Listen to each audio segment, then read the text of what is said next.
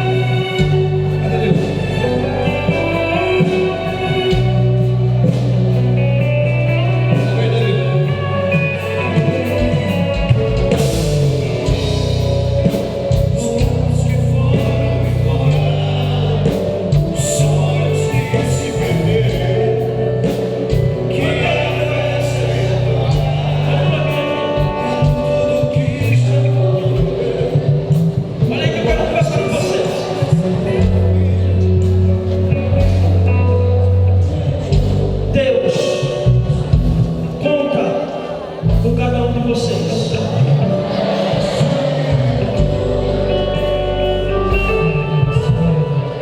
Deus conta com cada um de vocês. Nós estamos preocupados. Eu, como pastor, estou preocupado da geração do amanhã. Amanhã nós precisaremos de pregadores para estar aqui.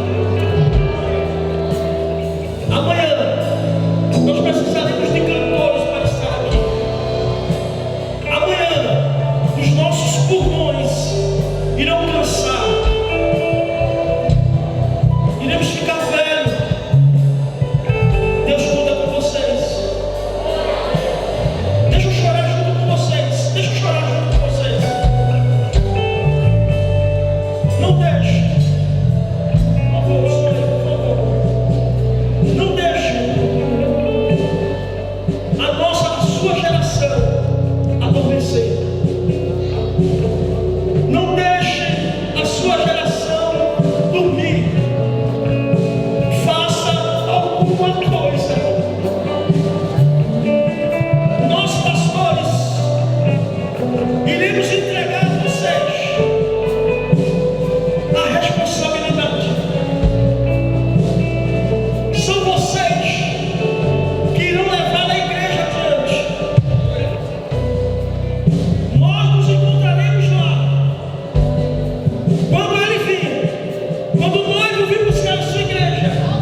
Nós nos encontraremos. Deixa eu falar com vocês, cara a cara, olho no olho. Chegou o momento, não vale a pena apertar.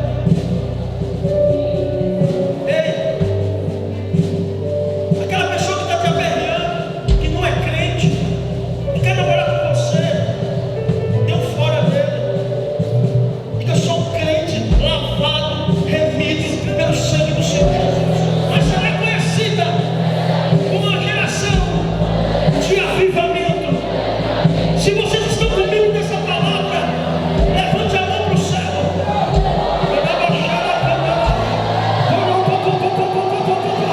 Meu Deus, meu Deus, nós não queremos uma geração de descanso. Nós queremos uma geração aonde tiver. Fecha os olhos, já vai.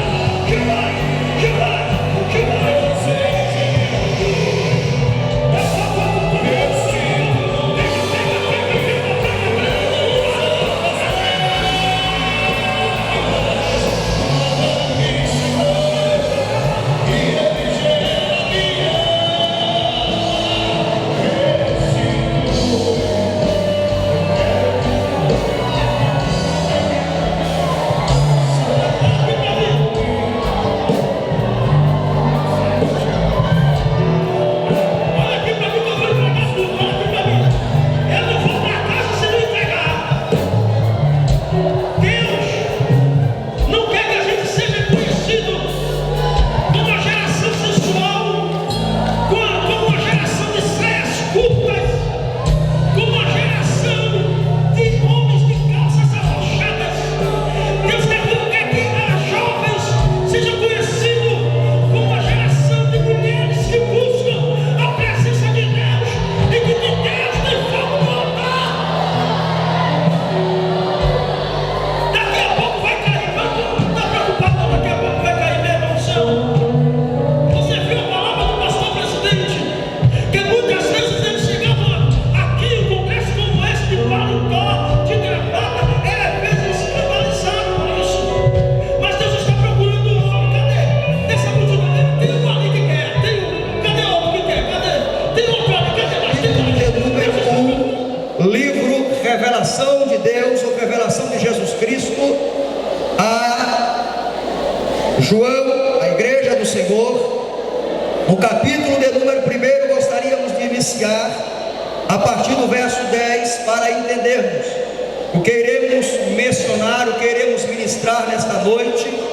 Glória a Deus. Eu gostaria que todos abrissem o exemplar da Bíblia ou a sua Bíblia para lermos a palavra do Senhor, porque o tema hoje é muito forte E Jesus tem algo muito sério para falar conosco nessa noite. E o tema é: prepara-te, Ele vem. Diga novamente: prepara-te, Ele vem.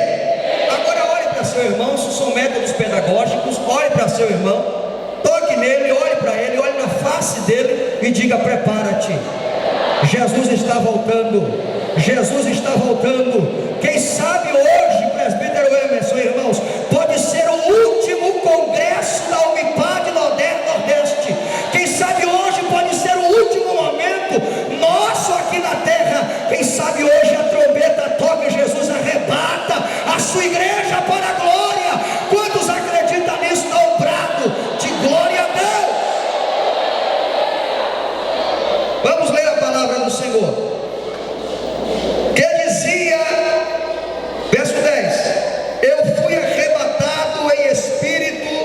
No dia do Senhor, e ouvi detrás de mim uma grande voz como de trombeta que dizia: o que vê, escreve o livro e envia-os às 7 igrejas que estão na Ásia: a Éfeso, a Esmirna, a Pérgamo, a Tiatira, a Sarde e a Filadélfia e a Laodiceia.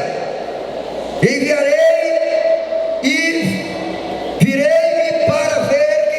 comigo, e virando-me, vi 7 castiçais de ouro, e no meio dos 7 castiçais um semelhante a filho de homem, vestido até os pés de uma veste comprida e cingido pelo peito com um cinto de ouro, e a sua cabeça e cabelos eram brancos como a pura lã, como a neve, e os olhos como chama de fogo, e os seus pés semelhante a latão reluzente, como se tivesse sido refinado numa fornalha, e a sua voz como voz de muitas águas. Amém? Todavia, quando Deus, nas dispensações, no tempo, nas eras, Deus sempre falava uma palavra específica para cada momento, para cada tempo. O Senhor, ele tinha uma palavra específica. O que é que eu estou dizendo com isso? Eu estou dizendo que nós temos que dar o remédio de acordo com a enfermidade. Nós não podemos ministrar aqui algo, ou fazer algo aqui que venha mover os irmãos, que venha levar o jovem a se mover, a pular, a gritar, sem que haja um resultado depois que vocês saiam deste congresso. Primeiro, eu não aprendi a fazer movimento, graças a Deus. Eu estou aqui para ministrar a palavra do Senhor. Todo movimento gerado pelo homem, pela oratória do homem, pela dicção do pregador, pelo sermonário do pregador, não sai daqui, fica aqui. Agora, o movimento gerado pela palavra, na atuação do Espírito Santo, aí você sai daqui cheio, você vai para sua casa transbordando e continua sendo crente na presença de Deus. Alguém acredita nisso aqui? Então hoje não sei fazer movimento, o Espírito de Deus vai fazer o movimento. Não tem isso comigo, não sei fazer graça, não aprendi. Se tem escola que ensina lá, eu não vou. Queridos, nós queremos falar sobre a igreja, ou as igrejas da Ásia. Eu gostaria de destacar aqui 3 igrejas. Há muitas igrejas, 7 igrejas, e nós obviamente não teremos tempo. Mas eu gostaria aqui de falar de 3 igrejas, cujo o que estava acontecendo naquelas igrejas era um reflexo. E hoje estamos vivendo e vendo coisa semelhante ao que aquelas igrejas estavam passando. Mas eu gostaria de destacar aqui 3 igrejas: a igreja de Éfeso, a igreja de Sardes e a igreja de Laodiceia. 3 igrejas, porque o seu problema, ou o problema daquelas igrejas era parecido. Aquelas igrejas estavam vivendo um problema terrível de esfriamento espiritual. Então eu gostaria de falar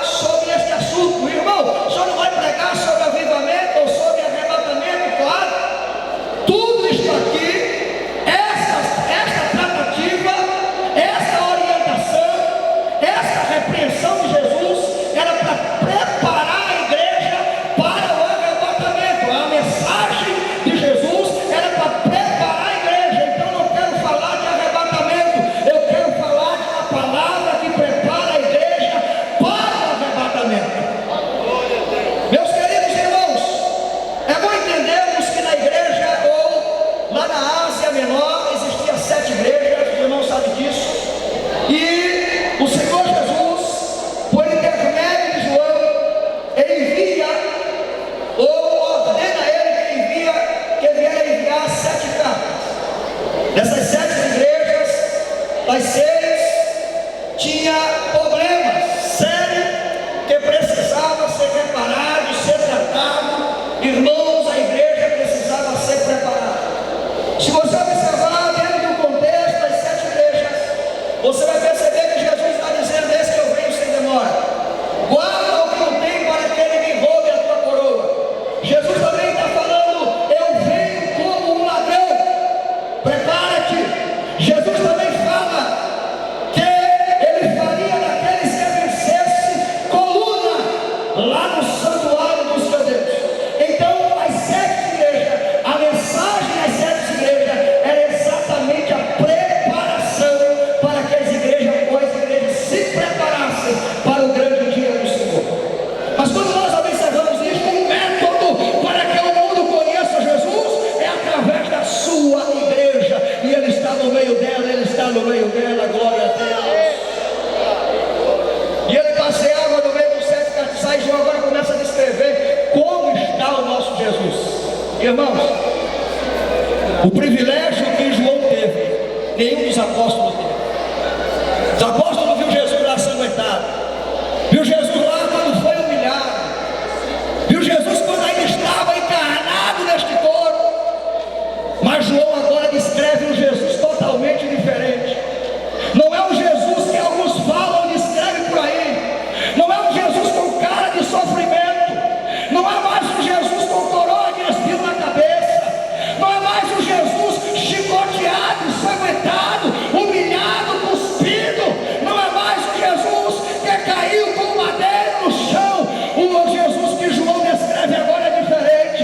O Jesus que João descreve agora, ele não tem mais o cabelo normal, porque o seu cabelo é branco como a pura lã de ovelha. Aleluia, Jesus, ele na sua glória, agora diferente, descrito como João ou por João. E a Bíblia diz que João começa a descrever, e João diz assim: o seu cabelo é branco, os seus olhos agora é como chama de fogo, aleluia, os seus pés são reluzentes. Ele não é mais aquele Jesus sofrido, ele não é mais aquele Jesus ensanguentado, ele agora é Jesus Cristo, cheio de glória, cheio de poder, cheio de autoridade, e ele está aqui.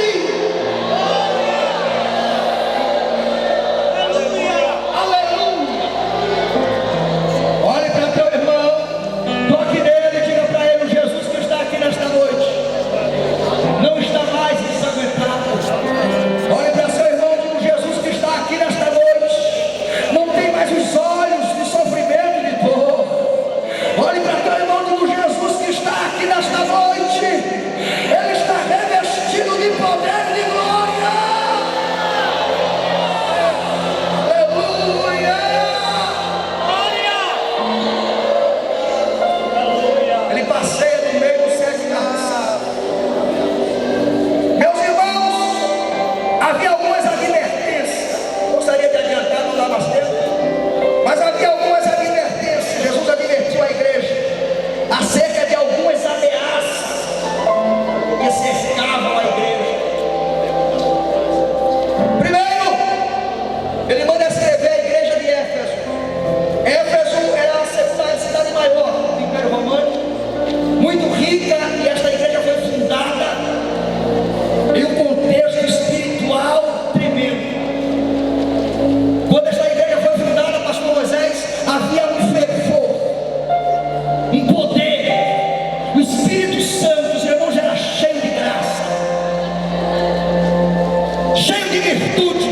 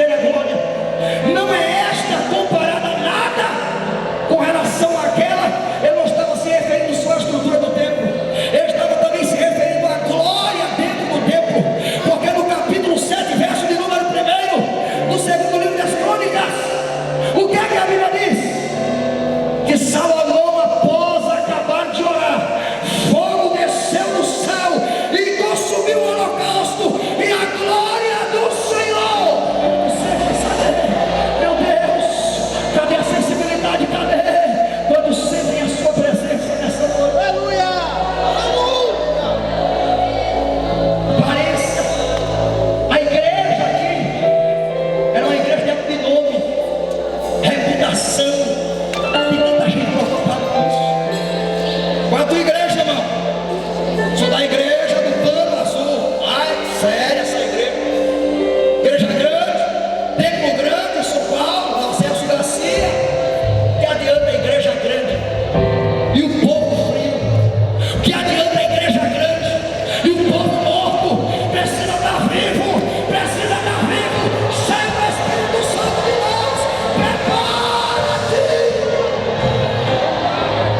Tem gente sentindo aí, tem gente sentindo aí, meu brado de glória a Deus. 9, aparência. As 5 eles acharam que ia entrar. Tem gente achando que vai ter outro momento para encher a lamparina ou encher a lâmpada. Eu quero dizer que hoje é o dia de adorar a Deus. Hoje é o dia de ser santo, de se preparar para o arrebatamento. Amanhã não pertence a crente, não. Amanhã pertence ao dono dos crentes. Hoje é o dia. É isso. Temos um povo esperando o amanhã, vivendo de aparência. Estou falando aqui. Isso aqui é muito sério. Aquelas 5 virgens acharam que ia entrar. Pastores vão me servir também. Vamos lá, né? Chegaram lá, o noivo disse: cadê? Mostra a lâmpada, porque a lâmpada com azeite gera fogo. Aí o fogo clareava a face. Aí o noivo conhecia e dizia: entra para o gosto do teu Senhor, eu te conheço. Tu tem luz, tu tem fogo, tu tem azeite. Quem não tem azeite logo não conhece e não pode entrar.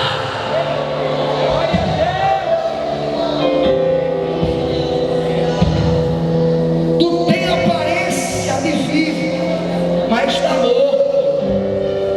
Quero finalizar porque eu percebo que já é tarde. Nós, a igreja do Senhor, precisamos tomar uma atitude. Jesus advertiu a igreja. Se você for hoje analisar, você vai perceber que na Turquia, menos de 1% de cristão tem lá. Onde está localizada as 7 igrejas? Tem mais crente. Onde foi o berço? Cadê os cristãos? Sabe por quê? Sabe por que não tem mais igreja? Porque não ouviram a voz do Espírito Santo. O maior problema da igreja, ou das igrejas do Apocalipse, as 7 igrejas, foi porque não ouviram a voz do Espírito de Deus. O povo está ouvindo muitas coisas por aí, mas não querem ouvir a voz do Espírito Santo. Ele está falando comigo e com você nesta noite. Está te dizendo: prepara-te, prepara-te lá, irmão. E o povo